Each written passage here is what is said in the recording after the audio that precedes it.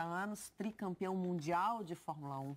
O ex-piloto austríaco era atualmente o presidente não executivo da Mercedes. Ele passou por um transplante de pulmão no ano passado. Esse ano foi internado por causa de uma gripe e morreu em Viena por falência dos rins.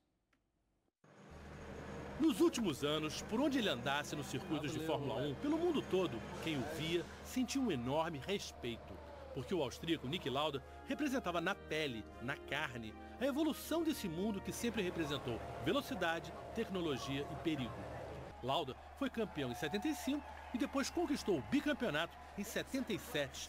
Mas ficou realmente famoso pela temporada de 76, a que ele não venceu e que literalmente o marcou. O momento em que a vida de Lauda muda foi no Grande Prêmio da Alemanha, no perigoso circuito de Nürburgring, que Lauda tentou em vão boicotar por causa dos seus 23 quilômetros. Era longo demais para que o socorro chegasse rápido em casos de acidentes. E na segunda volta, Lauda bateu violentamente, ficou no meio das chamas e ainda foi atingido por outro carro. Preso nas ferragens, naquele inferno, ele respirou gases venenosos e sofreu queimaduras muito sérias. 6 semanas depois, o tão competitivo Lauda voltava para correr em Monza, casa da Ferrari. Aquela temporada terminou com James Hunt campeão por apenas 1 ponto de vantagem, depois de uma perigosa corrida sob forte chuva no Japão, que Lauda preferiu abandonar na segunda volta.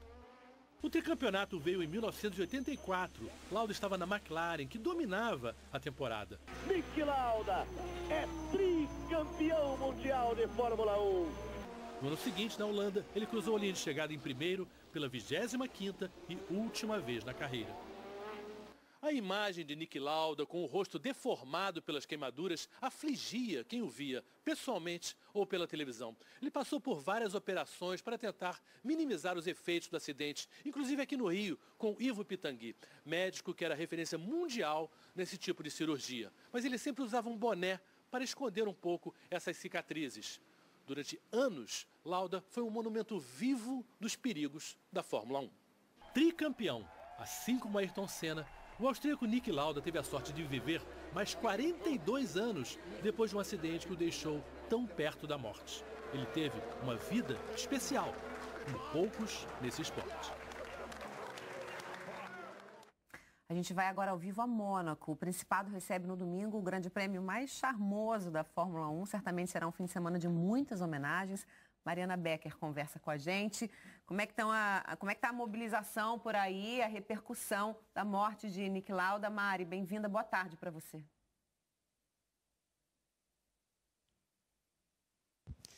Olá, Jana, bom dia. O dia começou muito triste aqui nesse que é um dos mais significativos grandes prêmios de toda a temporada, né? Justamente aqui, em Mônaco, que a gente recebe essa notícia da morte de Niki Lauda.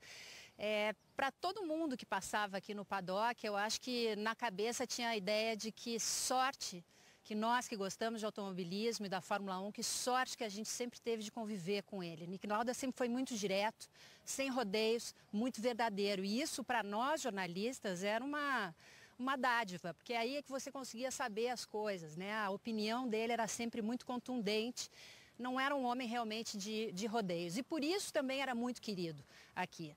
Não só entre jornalistas, obviamente, mas entre todos. O Niki Lauda era uma lenda viva. E o que eu posso dizer para vocês é que eu que não convivi com ele na época de piloto, e sim como dirigente da Mercedes, fiquei muito impressionada, porque ele foi levado para a Mercedes para trabalhar na época com Ross Brawn para esse projeto vencedor da Mercedes. Ele conquistou 5 títulos com a Mercedes, 5. Né? Depois, claro, dividiu com o Toto Wolff, mas uma das coisas que ele dizia era o seguinte, para a equipe: esses 5 títulos, para mim, são mais importantes do que todas as conquistas que eu tive na Fórmula 1 como piloto. Então, vocês podem imaginar que ele estava aqui não só como um ex-piloto, ele estava aqui de corpo e alma. E ele foi um dos principais responsáveis pela ida de Lewis Hamilton da McLaren para a Mercedes. E, obviamente, aí a conquista de 4 campeonatos nas mãos do Lewis Hamilton. Muito cedo ainda, nenhum piloto passou por aqui, eles só vão passar aqui amanhã, depois da manhã. Então, eles se manifestaram pelas mídias sociais, eu vou mostrar para vocês aí alguns posts, começando pelas escuderias.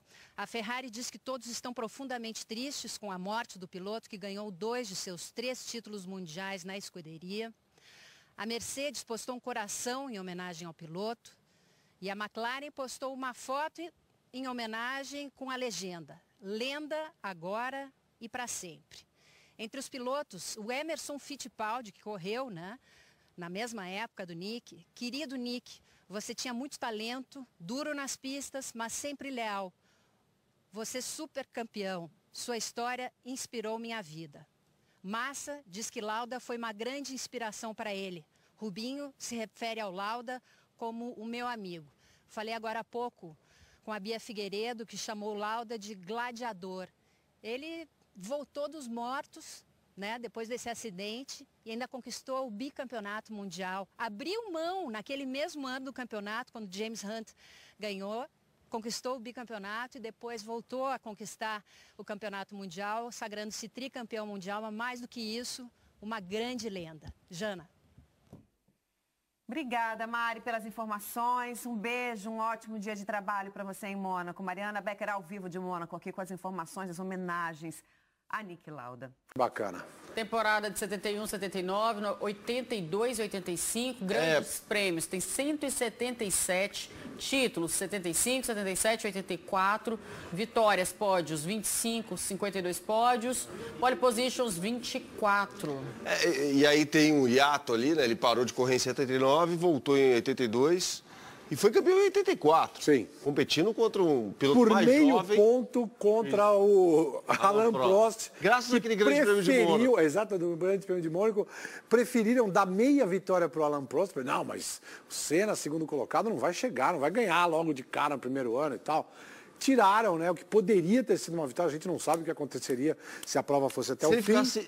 Em segundo lugar, ele ganharia 6 pontos e teria sido seria o campeão. E aí, por meio ponto, ficou campeão o Nick Lauda. Você quer saber? Ficou em boas mãos com o Nick Lauda, o terceiro título dele. Também acho. E ele foi campeão em 84, final de carreira. Ele sai da Fórmula 1, como a gente postou em 85, competindo contra um piloto talentosíssimo, que foi o Prost, né, que viria a ser tetracampeão mundial, jovem e obstinado. O Nick Lauda foi um gigante. Em 76, tudo isso que o Celso falou é curioso, que o Nick Lauda chegou à última corrida, mesmo tendo perdido Canadá e Holanda, né? Ele voltou na... Não, Áustria e Holanda, ele voltou na Itália. Voltou na Itália. Ele poderia ter sido campeão mundial. Na última prova, no Monte Fuji, no Japão, ele recolhe o carro dele e fala, o mecânico pergunta, escuta, você quer que a gente fale aqui que tem um problema? Eu falo, não, pode falar que eu não quero correr por problema de segurança. Eu não... Chovia absurdamente, a gente viu as imagens ali naquele compilado de imagens do filme Rush, a última sequência de imagens ali, uma chuvarada, e ele dá ali 2 voltas, recolhe o carro tal, e abre mão do título, o título fica com o James Hunt. E ele foi tão bom, foi tão grande que no ano seguinte ele conquistou o título.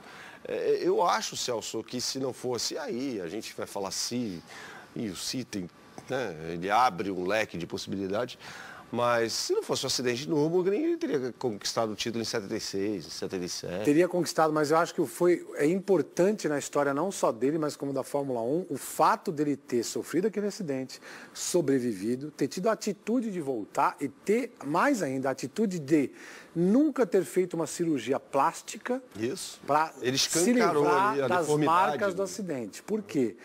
Ele dizia, era só por conta da marca do acidente, das marcas de queimadura, que a gente até, não sei se a gente tem fotos aí, mas que acompanharam a vida dele toda. Ele fez questão de não fazer, para mostrar para todo mundo. Isso aqui é o risco do nosso esporte. História dele. Não, e é o risco deste esporte. Temos de trabalhar para melhorar a segurança, não só dos carros, mas das pistas, da condição de resgate, da condição médica na pista. Todas essas coisas têm que ser trabalhadas. E ele militou muito para que isso acontecesse. Saiu do esporte, como você falou, Bernardo, depois virou um homem de negócio, fez sucesso como homem de negócio, retorna para o esporte, muita gente dizendo, porque não dava mais dinheiro, né, o que ele estava fazendo. De qualquer forma, foi campeão do mundo. E depois, quando voltou com a equipe Mercedes, ajudou os meninos a se adaptarem, a montar um time vencedor. Ou seja, foi um cara que importantíssimo. E lembrar, essas vitórias que a gente viu, esses pódios, a gente tem que lembrar o seguinte, era normal morrer 2, 3 pilotos por ano na Fórmula 1. Era normal. Normal. Então, assim, primeiro, carro quebrava. Hoje não quebra mais porque tem eletrônica. Pegava fogo. Número de provas era bem menor. E quando batia, morria. Então, assim, quando você olha, 20 e tanto, 25, 52 pontos, é pouco. Hoje é que é demais. Hoje é que é fora da realidade do que eles estão fazendo. Porque as máquinas prevalecem em cima dos atletas. E ele chegou a receber extrema unção. Sim. No hospital, depois desse acidente Os caras falaram, acabou. Vai morrer, vai embora. Aqui, ó, tchau. E ele sobreviveu, não só sobreviveu, como disse o Celso, 42 dias depois ele volta a disputar um grande prêmio na Itália e poderia ter sido campeão no Japão. Essa extrema-unção dele diz muita coisa a respeito do tratamento médico que ele teve, né? Que os médicos não estavam sabendo coisa nenhuma do que estava rolando com o cara, né? Não. Chama lá para a extrema-unção. O cara ainda tinha muita condição, como provou, faleceu hoje aos 70 anos de idade. Tá aí, ó, olha, essa foto bem bacana, a nossa produção foi atrás. Caio, Guilherme, parabéns. Acharam, Luquinhas, bacana essa foto, vocês acharam. É um outro ângulo. Normalmente as imagens de TV, elas mostram esse acidente da esquerda do vídeo, né? Do que a gente está vendo, é de lá para cá, né? Da esquerda para a direita. E a gente não vê a quantidade de fogo que saiu do carro e foi de onde ele foi tirado.